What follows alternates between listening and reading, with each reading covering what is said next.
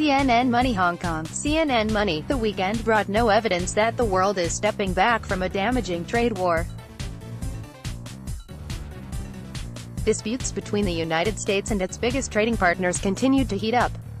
The U.S. decision to impose steel and aluminum tariffs on several of its allies came under fire at a meeting of G7 finance ministers. Trade talks between Washington and Beijing failed to yield a breakthrough, and President Donald Trump kept up his fighting talk on Twitter.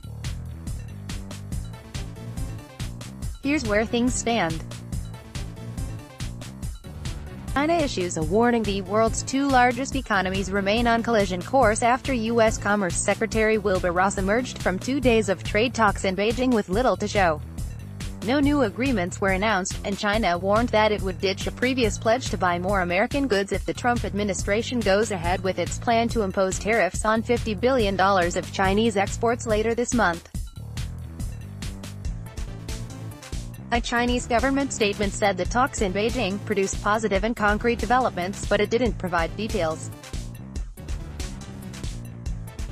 In a statement released early Monday, the White House said the talks focused on reducing the United States' trade deficit by selling more agricultural and energy products to China.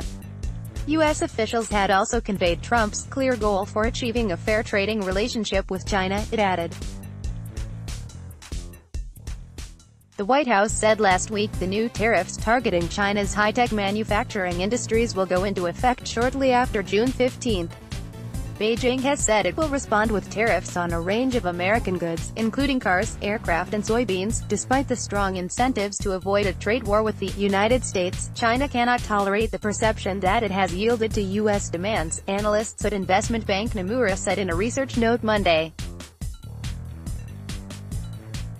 There was no news from the Beijing talks about the fate of ZTE, the Chinese tech company that has been crippled by a U.S. government ban on buying American parts.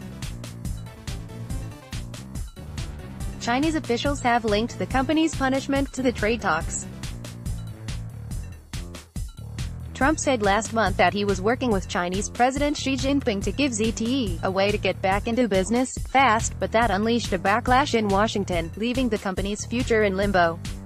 Allies are furious. The United States upset some of its closest allies at the end of last week by imposing tariffs on steel and aluminum imports from Canada, Mexico and the European Union. All three have planned to retaliate with their own tariffs on U.S. goods, stoking fears of an escalating conflict. Their criticism continued over the weekend.